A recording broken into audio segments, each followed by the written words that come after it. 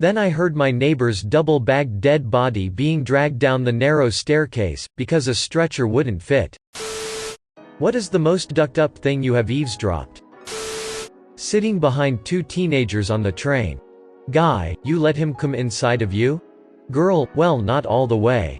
I finally understand teen pregnancy. I woke up around midnight on Easter when I was about 6 to hopefully get a glimpse of the Easter bunny. Only to hear my mom crying to my dad on the phone to come get my brother and I because she has no money to get us any chocolate. They were divorced. She was hysterical. I went back to bed and pretended to be surprised when my dad was there in the morning to come get us. He told us that the Easter bunny got mixed up about what house we were going to be at. Overheard my wife saying, "You look really handsome, babe." She was on a FaceTime call with the guy she was cheating on me with, and didn't hear me come in early from work. Still the hardest thing I've ever heard. I listened in the hallway for a few minutes, then packed a bag and left. 10 years of marriage and we have a 2-year-old. It's pretty insane. Edit, thanks for all the love. I moved out, divorce is final in October. She moved in with him. Life's rough sometimes. It'll get better. Overhearing a girl I had a huge crush on in high school sophomore year talk to her friends about her boyfriend fisting her so hard she pooped a little on his arm. The level of my crush on her deflated a bit after that. An old Jewish couple was arguing at the grocery store about whether or not they should buy X brand of cookies, even though Y brand was 50 cents cheaper. The man said if he had married Edith instead of his wife, Edith would have let him get the nicer brand of cookies. His wife replied she could have married Xavier and actually been wealthy and not living in a rat-infested apartment. WTF. I had a coworker, female, who liked to give graphic detail of her sex life to another coworker, gay man. He would, then in turn, come tell the rest of us who didn't overhear. Most of them were in cubicles that were sectioned off. So she told him a story about how she was just ducking her daddy, and in the course of anal, his condom came off. She only told the story because that morning when she took a crap, out came the condom that had been in her colon for a couple of days. I was listening to 2 of my kindergarten students talk about Christmas the day before break. One asked, "Do you believe in Santa?" The other replied, "Yes, but he doesn't come to my house because I'm in foster care." Not the most ducked up thing, but it gave me a chuckle while sitting in a mall bathroom. Brief summary of what I overheard 2 kids, late teens, saying in the men's room. "Oh, trans like men being women and stuff. I thought you were talking about translucent people. Invisible man crap. Nah dude, men becoming women. So like dressing like them? No, actually becoming a man or woman. Chicks becoming dudes too? How does that happen? Not just wearing different clothes?" The second kid then explains, in the vulgar and innocent way only a kid can, the process. What? They can do that, but they still can't hack the iPhone? I gotta agree with kid number 1 on that. I was a waitress and I just took an order from a table of students that were all above the age of 18. One of them seemed pretty dim with the questions she was asking me, but nothing too stupid. One of her friends ordered duck gyoza.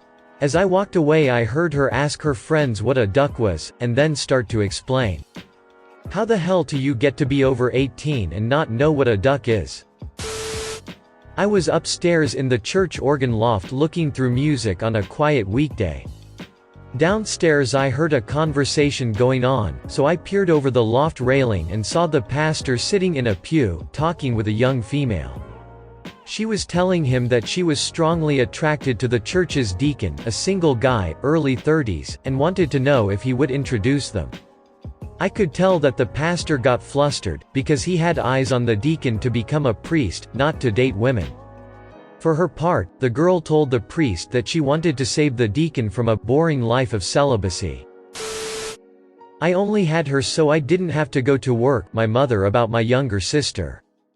Turns out that as I got old enough to need less supervision, my mother realized that she'd suddenly be expected to actually make financial contributions like a normal person.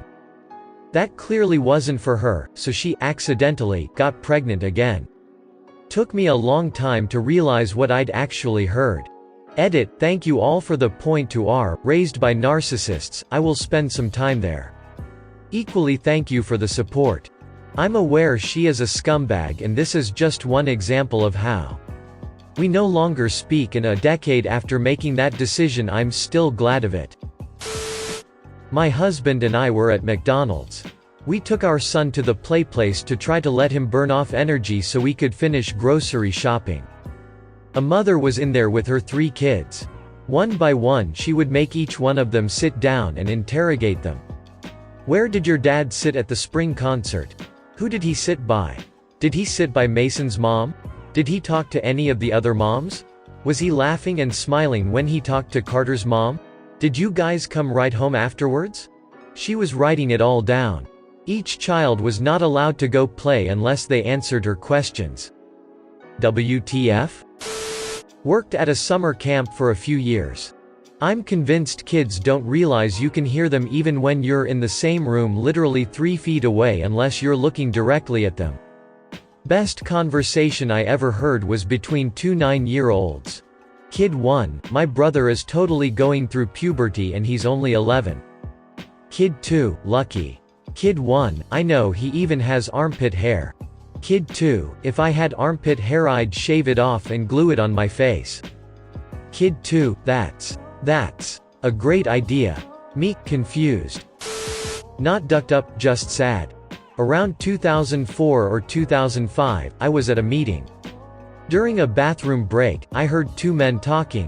One of them had a brother who was killed in the 9/11 attack on the Pentagon. Shortly after the attack, the brother's widow gave birth to their second child. A year or so later, the mother died of cancer. The man speaking adopted his brother's kids.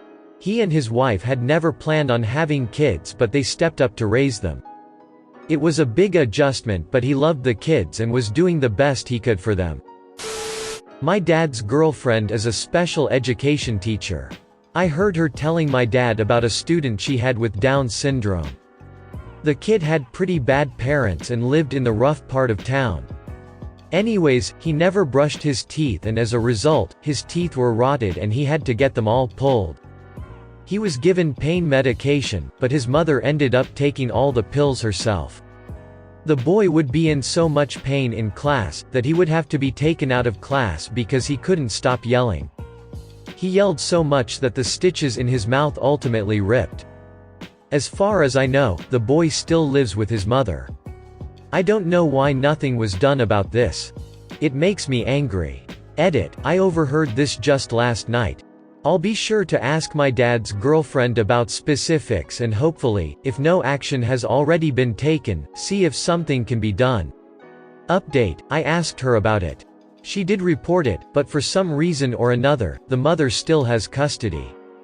She didn't go into it much, and acted as though it wasn't something she wanted to talk about. So I didn't ask further questions. When the police showed up at my door to tell me that my upstairs neighbor was dead, I overheard the EMTs say, "We're going to have to double bag him." Then I heard my neighbor's double-bagged dead body being dragged down the narrow staircase because a stretcher wouldn't fit. Thump, thump, thump. Honestly, based on my EMT friends, they are pretty desensitized to that stuff. Police officers, yeah, they were probably a little messed after that shift. EMT and paramedic. They crack jokes about that stuff and it never really affects them, they are first responders to the most messed up stuff. Just the other day, my friend was joking about this guy who got in a car accident and was scalped. They thought he was dead, so my friend walks up and goes, "Holy crap." The victim, still alive and coherent, looks up and says, "Is it that bad?" My friend just kinda chuckles and says, "Wheel. You ever see those old westerns where the Indians scalp the cowboys? You look like one of the cowboys right now." Or something along those lines. They both had a good laugh, and he assured him he'd recover and they'd get him out of there, but those guys see some stuff. Edit, seems a lot of people are focusing on the fact that I said they are desensitized to it. I understand that gallows humor is a coping mechanism and people are still affected by seeing blood, gore, and dead bodies. But honestly, if it is your job to be in those situations, you absolutely become desensitized to it compared to the general population. Just go find your local mortician or coroner. Like and subscribe for more funny, interesting, and scary r/ask Reddit videos.